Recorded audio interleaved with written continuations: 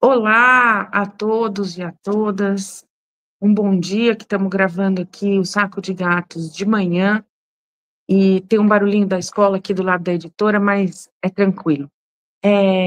Hoje eu tenho a alegria de voltar a receber o Wilton Marques, professor de literatura, que vai conversar com a gente de um assunto que amamos, literatura no século XIX, os livros dele, os novos projetos, o que ele está esperando, e ele é um querido autor, sempre querido aqui na editora, com projetos muito legais que a gente gosta de fazer sempre. Então, bem-vindo, Wilton, e vamos começar o Saco de Gatos.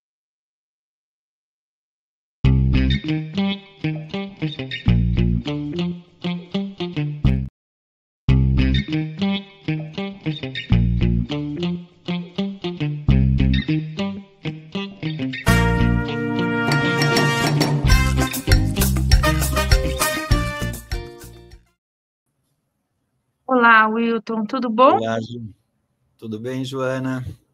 Tudo bom.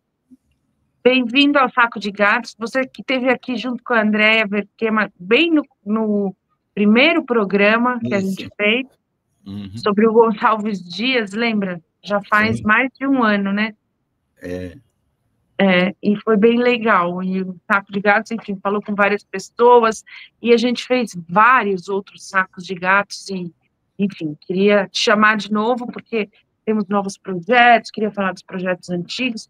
Primeiro, queria falar, assim, da sua relação com a literatura, quando você pensou em ser crítico literário, como que foi essa movimentação?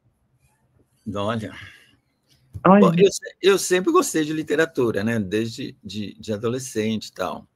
Mas eu gosto muito de história também, né? Então, eu entrei em história, aí depois percebi que podia trabalhar com história e literatura, né? Então, quando eu entrei na Unicamp, podia fazer 2 vestibulares ainda. Você fazia 2 vestibulares. Depois o Montoro proibiu. Então, eu entrei na história e depois entrei na letras, né? Só que na letras eu resolvi só fazer todas as disciplinas de literatura, né? E aí foi... Aí, a partir daí, foi naturalmente se articulando, né, o caminho com essa relação história e literatura, né? E como E foi aí a eu fiz... escolha pelo... Porque você tem uma preferência ali, que é o século XIX. Como foi essa... Você deu Então, essa preferência? É a minha também? então a preferência pelo 19 foi por causa de uma iniciação científica, né? Foi uma iniciação que eu fiz no IEL, que era para discutir um pouco o conceito de nacionalidade tal na literatura brasileira tal. E aí apareceu o Gonçalves Dias na jogada, né? E aí um trabalho foi orientado pela Berta Waldman. E aí foi uma iniciação científica longa, sabe, de 3 anos tal. E aí a coisa foi caminhando para o século XIX, né? Inicialmente com o Gonçalves Dias, né? Que basicamente foi todo o meu processo de formação, né? A iniciação científica, o mestrado e o doutorado. E o pós-doutorado, que gerou lá o Poeta na Contramão. Aí foi supervisionado pela Vilmarias. Então, aí eu resolvi terminar o curso de História e trabalhar com literatura. Né? Aí que começou. Né? Porque você tem um jeito de fazer crítica que tem muito da história, que é buscar os documentos, achar documentos inéditos e poemas. E como foi essa... É um pouco um trabalho de detetive que a gente gosta de fazer, assim. Então, é um pouco um Sim, detetive literário, né? O que me fascina, obviamente, quer dizer, o estudo do texto literário se pressupõe um universo teórico ligado à crítica literária. Mas o que me fascina um pouco nessa relação com a história é sempre pensar as dificuldades do processo de articulação do intelectual no século XIX. Isso me interessa muito.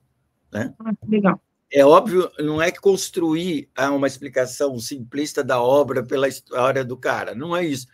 É tentar pensar justamente os grandes problemas, né, que os principais escritores enfrentaram num projeto cultural, digamos, ou num universo intelectual muito restrito, né? Então, a gente sempre tromba com os mesmos atores, com os mesmos os mesmos espaços, né? O que facilita um pouco. Então, as minhas pesquisas dialogam muito com vários autores ao mesmo tempo, uns conhecidos, outros desconhecidos, né? Mas, de certo modo, para pensar um pouco o lugar, né? E a discussão, qual que é o lugar do intelectual numa sociedade escravocrata, entende? Sobretudo no caso do Machado. Quer dizer, né? A grande questão do livro do Machado é justamente essa, tá? Era tentar entender como um jovem literato negro e pobre entrou no universo intelectual de uma sociedade escravizada. E assim chegamos no Machado, que você publicou pela Alameda, que é um livro incrível. Então, o começo da carreira do Machado, né? Essa formação do escritor, que é um livro que eu adoro esse livro. Então, uma das coisas que eu procuro, como a gente trabalha com textos ou com autores mais ou menos canônicos, uma coisa que desde cedo eu aprendi é tentar construir uma visada na obra que fuja um pouco, digamos assim, do lugar comum. Porque o grande problema de estudar o Machado de Assis é o próprio Machado de Assis, e, sobretudo, o tamanho dele na literatura. Né? Então, quando eu pensei essa pesquisa, eu queria pensar uma entrada pouco contemplada. Né? Pouco contemplada. Então, a ideia era pensar o processo de formação literária do jovem poeta. Né? Essa era a ideia inicial. E aí surgiu o tal do poema inédito, que aí esse poema inédito que apareceu, ele de cara, ele já derruba todas as biografias, entende? Escritas até hoje. Porque seria a primeira contribuição do Machado para o Correio Mercantil, que era um jornal importante, né? Um jornal ligado ao Partido Liberal, e foi com 17 anos. Né? Todo o universo biográfico do Machado falava que era um texto de outubro de 2 anos depois. Então, olha que eu pensei, olha, só esse texto já derrubou, já há um dado biográfico. Aí as minhas anteninhas falaram, vamos pensar com calma aqui o que eu vou fazer com isso. Né? Tanto que a ideia inicial era fazer uma relação entre o Correio Mercantil e os intelectuais. Sim. Né? Porque todos os grandes passaram, o Macedo, o Gonçalves Dias, o Manuel Antônio de Almeida, né? o Alencar e o Machado. Né? Mas quando eu cheguei no Machado, aí começou a aparecer um monte de coisa diferente, um monte de coisa nova, e eu resolvi mudar o livro. Eu já tinha mais ou menos 120, quase 150 páginas escritas pensando nessa relação. Mas como surgiu um monte de informação sobre o Machado, eu falei, vou falar do Machado. Aí peguei e botei essa primeira pesquisa para dormir.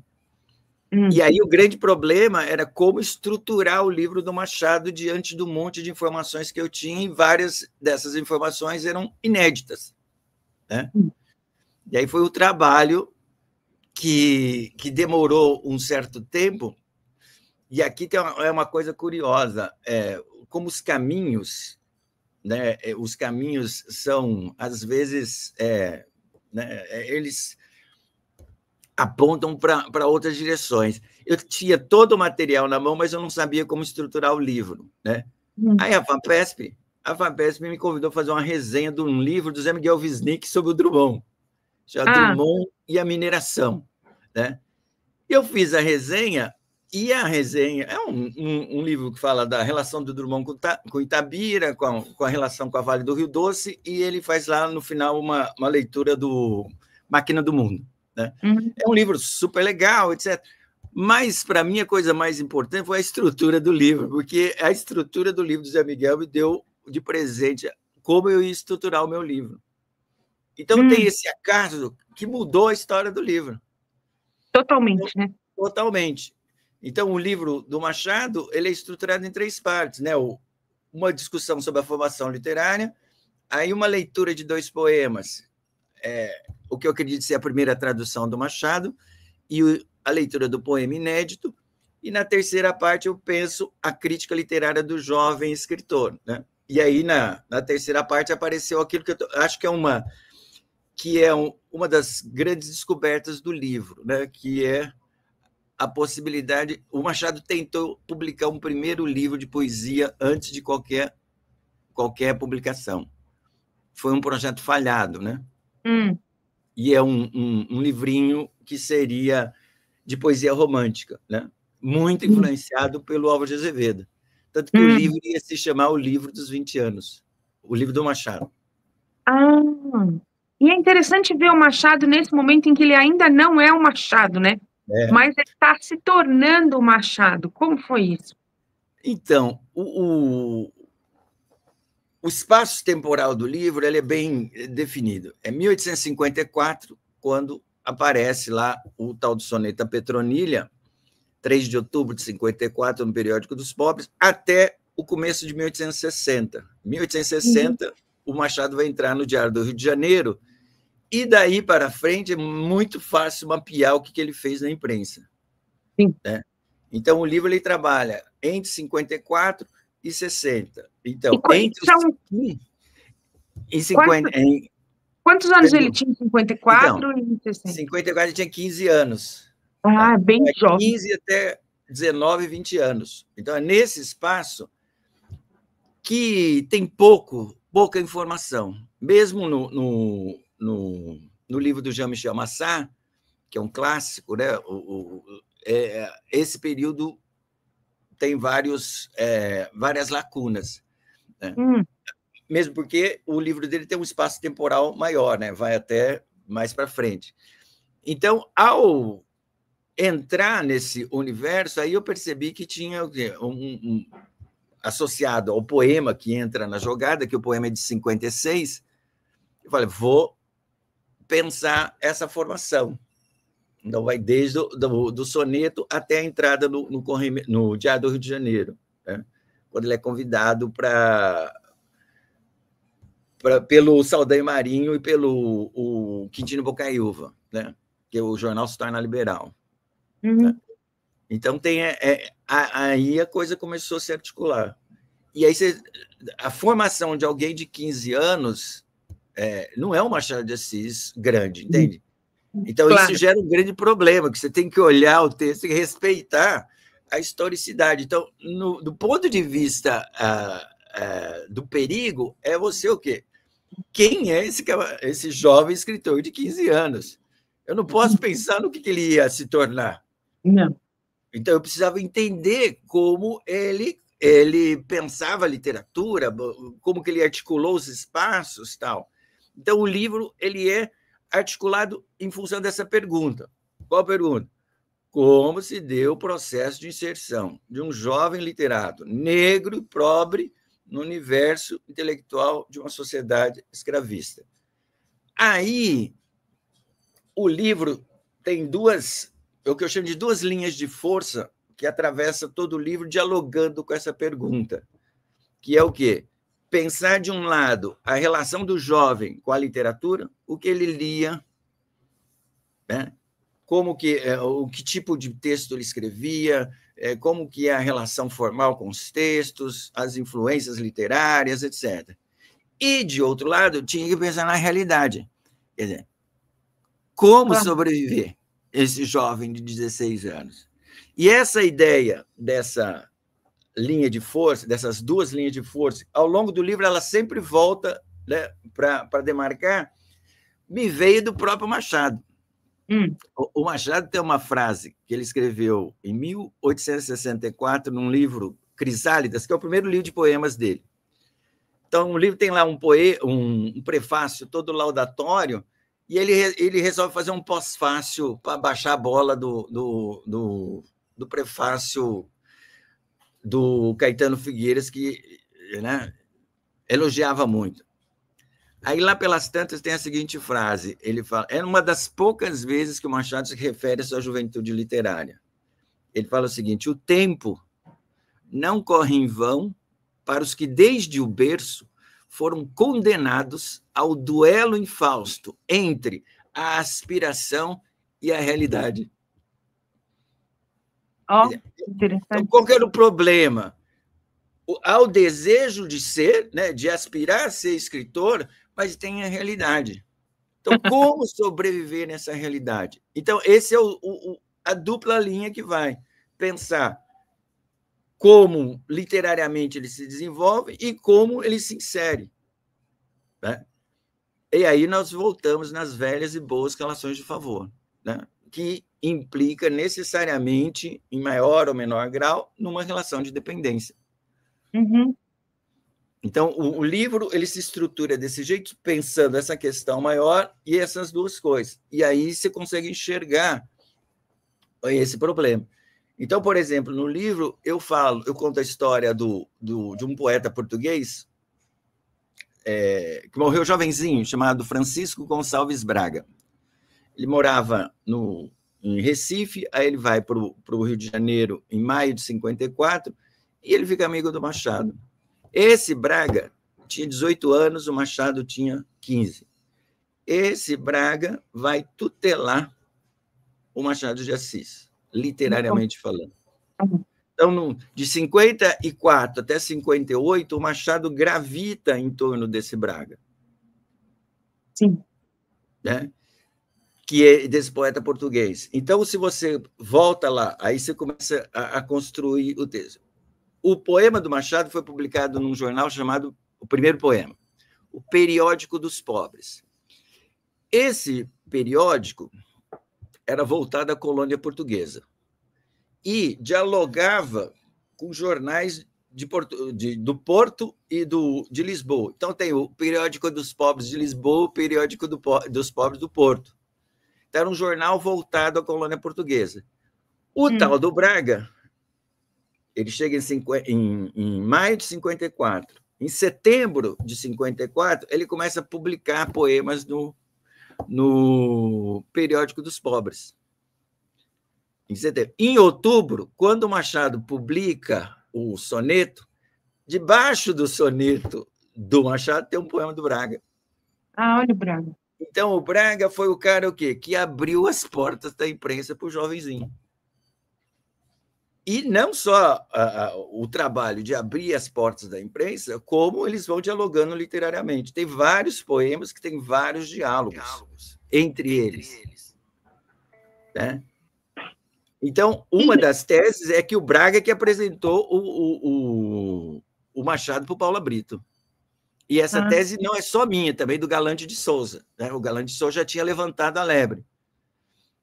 É a mesma coisa. Então, no final de 54, o Braga começa a publicar na Marmota Fluminense. Em janeiro, o Machado começa a publicar. Então, o Braga entrava e o Machado ia na cola. Uhum. Braga morreu de quê? Tuberculose. Ele morreu em março de 60. Então, morreu com 20 anos, 20 e pouquinhos. E tem um poema publicado, um livro publicado até. O livro ele chegou a publicar um livro. Então, perceba, o livro se estrutura, então, eu conto a história do Braga, aí eu falo, aí 2 capítulos, caminhos cruzados e caminhos descruzados. Como o Braga e o Machado foram juntos até um determinado momento, como aí o Machado se libertou do Braga e consegue já ter uma jovenzinho, consegue já ter um papel, né, e construir espaços próprios. Né? E eu acho muito feliz o título, né, Machado de Assis e as Primeiras Incertezas, porque esse momento dos 15 aos 20 anos é um momento de muita incerteza e insegurança, e você não sabe nada do futuro, mas você já sabe que você já é uma pessoa, que já está querendo tatear ali o que você vai ser e tal. Então, foi um título muito feliz, assim. Vamos falar um pouco como você chegou... Então, o título é o prefácio do Crisálidas, que é o primeiro livro de poemas do Machado. Né? Então, ele escreve isso, que são as primeiras incertezas literárias, né? Os primeiros poemas. Só que as minhas primeiras incertezas são bem antes. Né? porque esse texto é de 64, né? Então, eu achei essa imagem muito boa, né? Justamente pensando nisso. É um jovenzinho, não é um Machado de Assis, entende? Machado de Assis vai ser uma coisa que vai se criar ao longo do tempo. São 50 anos de carreira. A grande questão era como esse jovenzinho conseguiu se inserir. E se inseriu, entende? Em 59, por exemplo, só para dar um exemplo, depois que ele se separa do Braga, ele vai escrever numa revista chamada O Espelho. Aí ele escreve um poema, é um poema muito curioso, porque chama o nome. No poema, ele explicita o desejo de ter um nome literário e de fazer sucesso. Porque ele traduz um folhetim de ópera que é apresentado, ele acha que aquilo vai lançar ele para o sucesso. É um poema muito curioso, porque é um poema assim, quase romântico, né? Da explicitação do desejo de ser reconhecido. É interessante isso, né? Então, você tem o caminho, porque justamente o Machado ele envereda para o teatro no final da década de 50, sobretudo, porque ele via que o teatro, sobretudo o teatro, a comédia francesa, realista francesa, seria um modo de intervenção social maior. Tanto que, ao longo dos anos 60, ele tem um caminhão de peças. São mais de 30, mas não se sabe... Sabe-se o título, mas não se sabe o texto. São poucas que sobraram. Aí você descobre o título vendo lá o parecer censório do conselho, né, do conselho dramático lá você tem o título, mas não tem o texto, né? Em 60 ele vai investir no teatro. E essa é uma parte interessante também da vida do Machado, essa do teatro, também pouco conhecida, né? Pouco conhecida. Outra coisa que é importante dele, o Machado ele vai ficar um pouco mais famoso como crítico literário.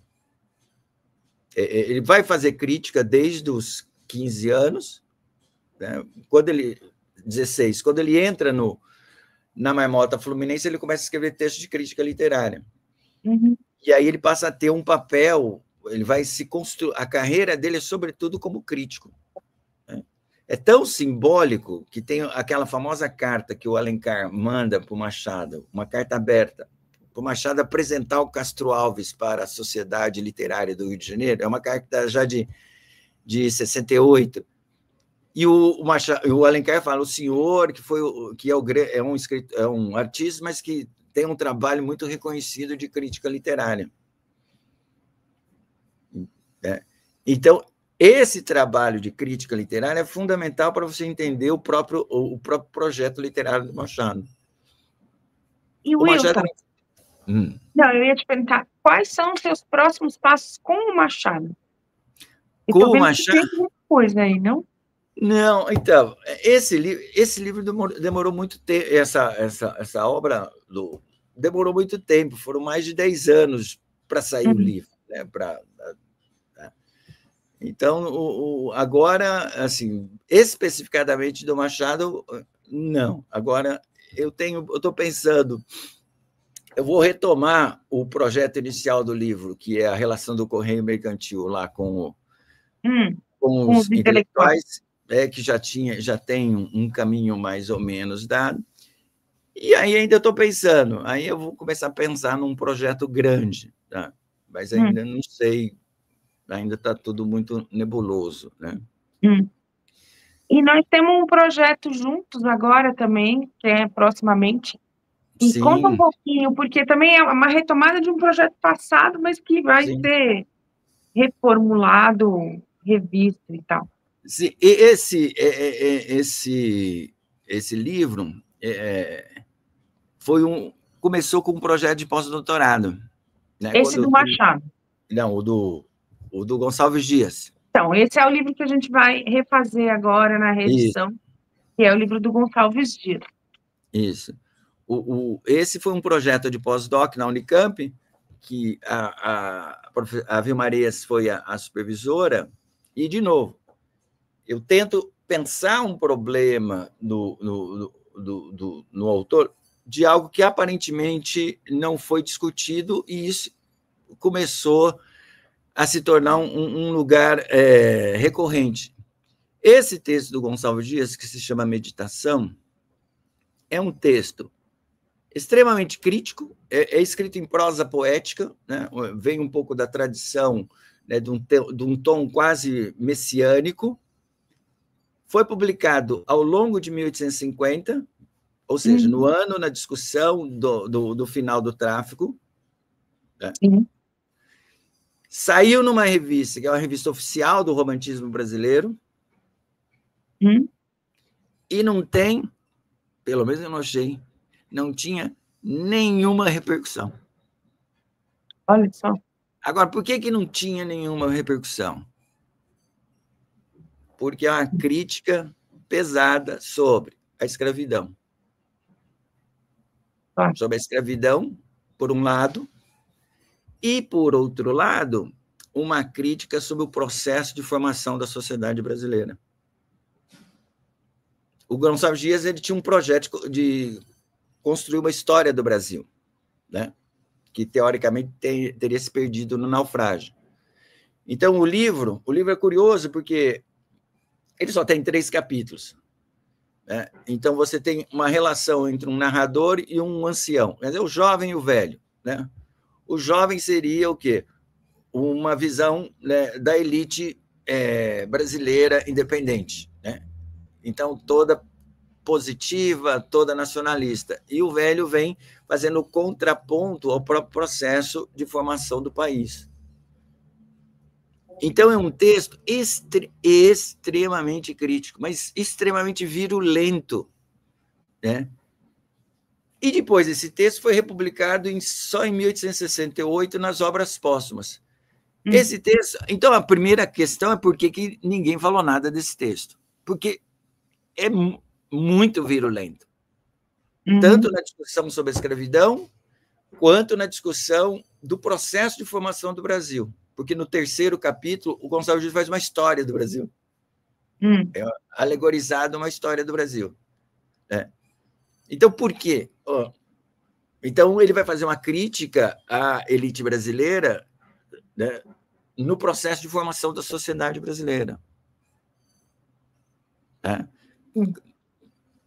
Com argumentos, o quê? Com argumentos que são usados, né, nas memórias sobre escravidão do final do 18 ao longo do 19.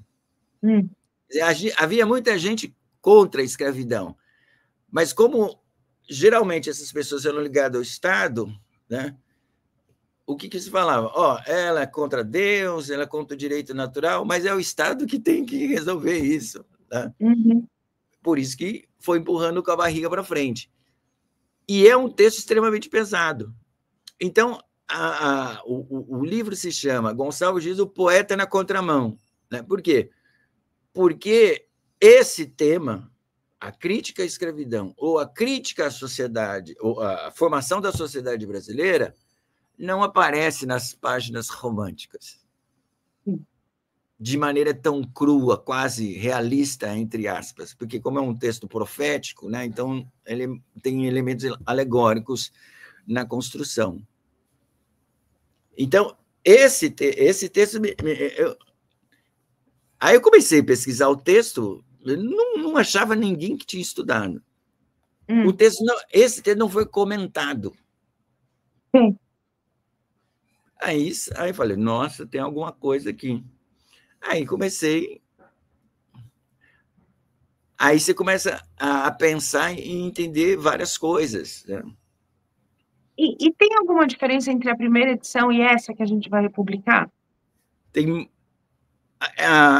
Essa segunda edição é uma edição revisada e super ampliada.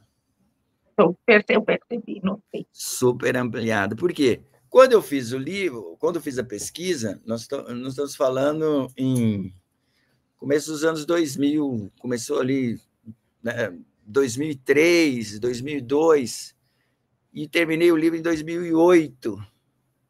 Né? Só que em 2008, o grande problema é acesso às fontes. A gente sabe como que é. Vai na Biblioteca Nacional, encomenda o jornal, encomenda o microfilme, manda microfilmar, espera tantos dias. Era assim. Depois que, em 2012, a biblioteca criou a hemeroteca,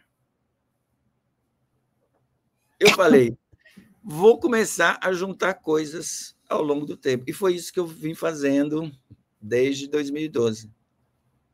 Né? Então, você tem um livro, né? O livro saiu com 200 páginas, 200 e poucas, 270 páginas. Agora vai sair mais amplificado. Tem mais 100 páginas, não é?